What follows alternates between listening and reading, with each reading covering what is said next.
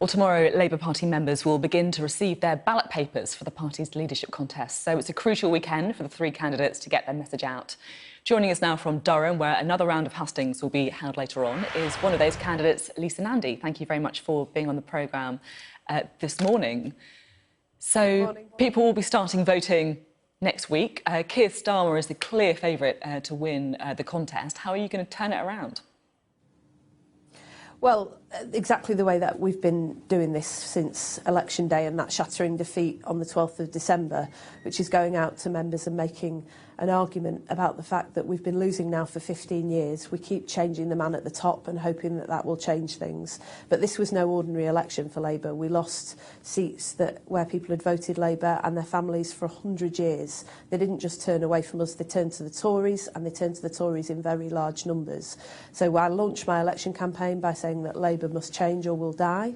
And the members have been enormously receptive to the idea that we could become a very different party, rooted in our communities, earning back people's trust, showing the difference that Labour makes on the ground, and much more connected to the top of the party, driving those decisions so that no longer are we a party that sets our policy and our direction of travel from central London, hundreds of miles away from people's lives, talking about issues that sometimes resonate but quite often are far too disconnected from the issues that are affecting people, whether it's bus networks or the floods that are really destroying people's lives across the country at the moment. And the members have really responded to that. I think there is a real appetite in the Labour Party to win, to hold on to our values and to champion our values, but to go out into the country and win the argument about those values. And that is what the Labour Party I lead will do.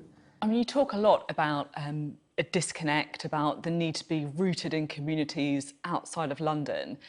You mentioned buses and flood defences there, but I mean, what is the big idea to do that? What does that actually mean?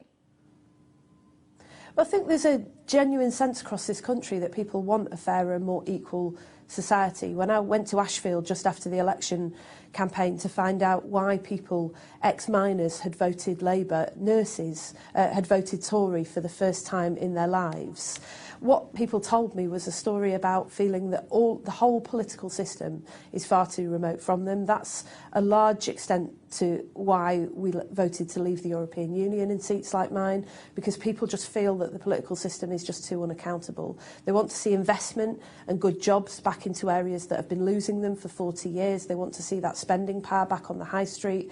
They want to see those institutions valued. And in the cities, people want to see a settlement where people can choose whether they move to the cities for opportunity. They don't want to see a situation where we're piling people into our major cities. House prices are going up, young people are going into debt, air pollution, congestion, strain on public services, and enormous inequality is becoming the norm. And I think we can do better for Britain than we've done for a very long time. There's a lot there about the problems, but I'm just trying to work out what the solution is. Are you talking about devolution? Are you talking about moving Parliament out of London? What's the solution?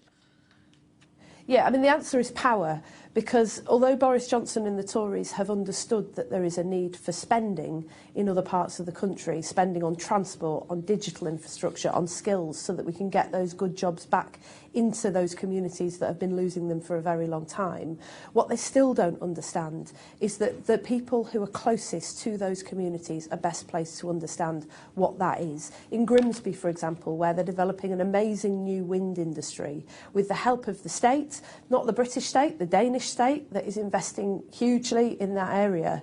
They are creating apprenticeships and they've got a real sense of purpose now, and the clean energy jobs of the future. That's what Grimsby is redefining itself as. I want to see that model rolled out across the country, but the people of Grimsby know better, and their local leaders, than any group of officials or bureaucrats sitting behind a desk in central London.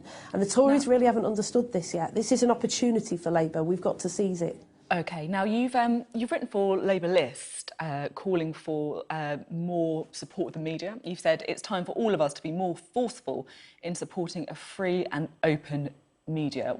What do you mean by that? Well, I think we've seen the same process in the media that we've seen in politics in recent decades. We've seen the concentration of opportunity, voice, influence in far too small a number of hands. We've seen the demise of local newspapers, which are still a very, very trusted source of news and matter greatly to people and to places, but are really, really struggling with the funding model that they've currently got. We've seen a small number of political programmes that have a conversation amongst themselves between London-based politicians and London-based journalists in recent years. I have to say, this show is different. You've always been very, very good at getting out around the country, and the fact that you're leading on the flooding at the moment shows that shows like this are really important, because far too often the country is over here having a conversation and politics is over there having a very, very different one. We've got to get a media that is far more open, far more pluralistic, and invest so that we've got investigative journalists coming through who are able to properly hold politicians to account. And that's why I said that the Labour government that I lead will welcome that scrutiny, will welcome that accountability. We're not going to be scared of the media. We're going to go out and make the case and win the argument, especially where it's hard.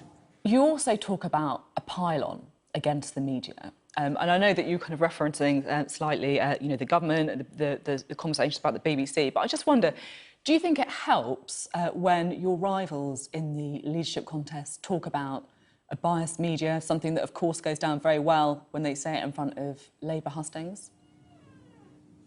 Well, the problem is talking about the media as one entity. It's a bit like talking about politics or politicians as one entity. You shouldn't hold Labour politicians responsible for some of the horrendous things that Boris Johnson and Priti Patel are currently doing. And similarly, I launched my election campaign with my local paper. My local paper actually has done a very good job of holding me to account, let alone anybody else over the last few years. Are your colleagues part of the pylon against the media, though? Well, I think the language is the problem, not the recognition that there's been a series of individual attacks against Labour politicians, particularly all of the last Labour leaders, whether it was Jeremy Corbyn or Ed Miliband or Gordon Brown. They have been treated incredibly badly by sections of the media. There is no question about that.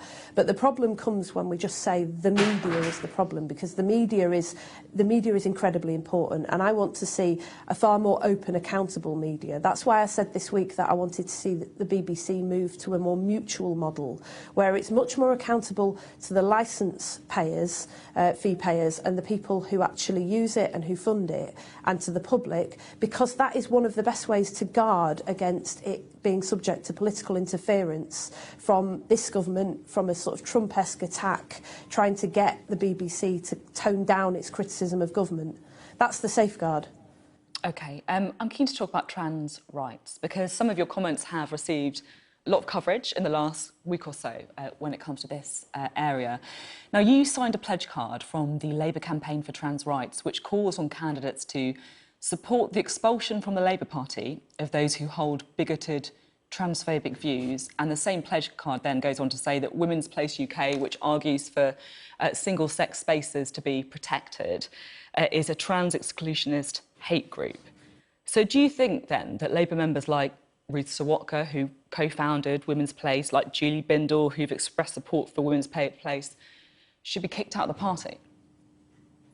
No, I have to say that was the part of the pledge that gave me pause for thought about whether to sign it. But I decided to sign it in the end because I think that the sentiment of the pledge about protecting trans rights and about accepting that trans men are men and trans women are women is really important, especially at the moment with the level of discrimination that people face.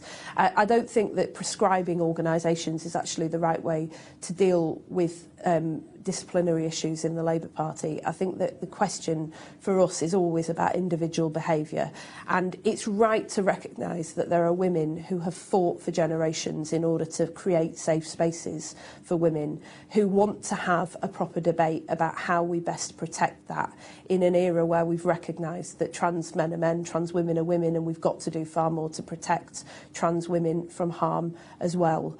I want to see us have an open debate. I don't want to see us close down Palestine debate, and I don't want anybody who's listening to this to think that I do.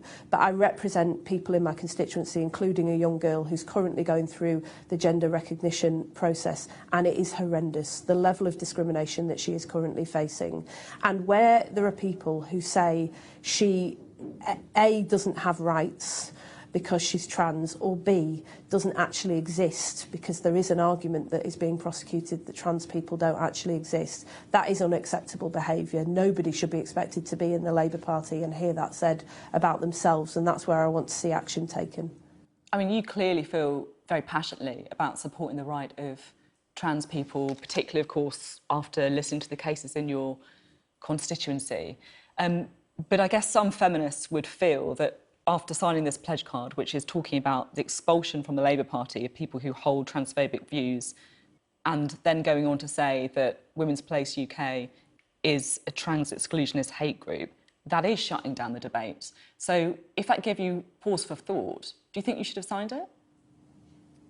I think that pledge cards themselves have become a real problem in British politics, and I think with hindsight, if we could have all signed a pledge card at the beginning to say that we wouldn't sign pledge cards, we'd probably be in a much better place, because one of the ways that pledge cards have been used is to pit people against one another. We've seen it happen with Brexit in recent years. We've seen it happen with the Israel-Palestine debate within the Labour Party in recent months. And actually, it surely must be possible for us to have a better level of debate than this. I spent years before I came into Parliament working with young people for the charity Centrepoint, and in our hostels we always had to work really hard to make sure that we didn't just have the policies but the practices in place to make sure that we kept young people in our hostels safe, that they were a safe space for those young people, particularly young women who'd often experienced domestic violence or were still experiencing it when they came to us. So this is really important to me. It really, really matters to me, and I refuse to see this as a zero-sum game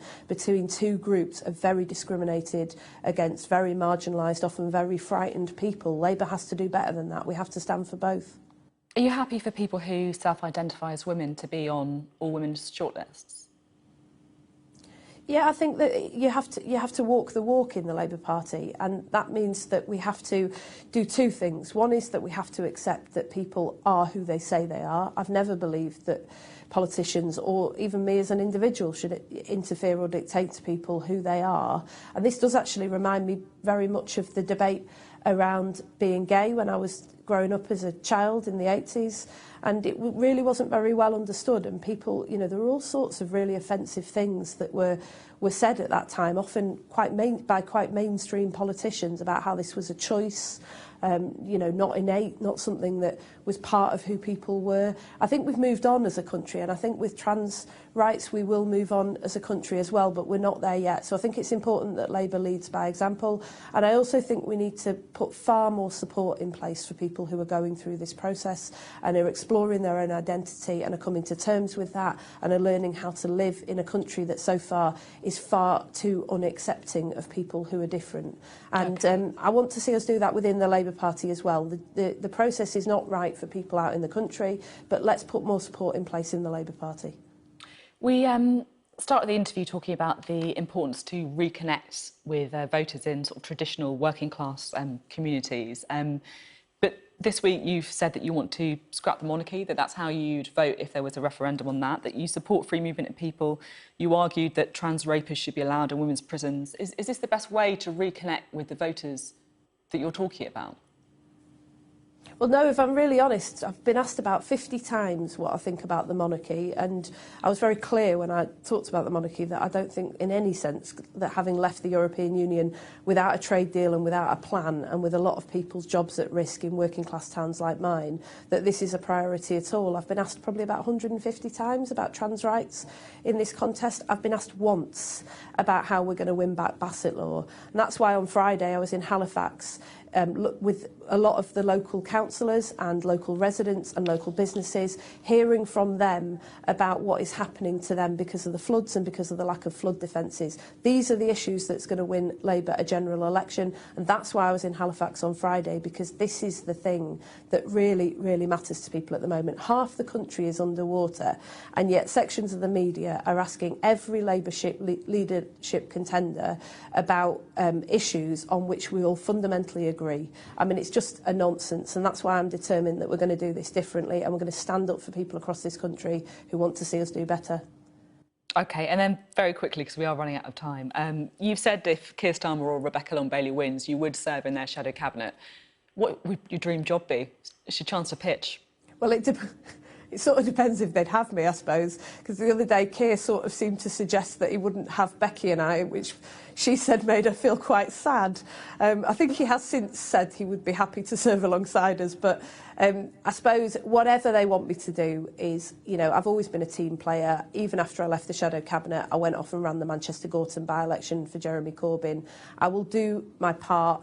If they've got a role around 1990s pop music, I think I'd be very well suited to it. Britney but apart fan. from that, Britney and Taylor Swift as well. So, you know, whichever era they want me to do. Britney and buses, that's my role. Maybe see you at Glastonbury this year then. Thank you, Lisa Nandy. And Lisa Nandy will be taking part in a special Sky News Labour leadership debate this Thursday. That's all coming up. I'll be hosting it in Dewsbury, one of the communities that Lisa was just talking about then.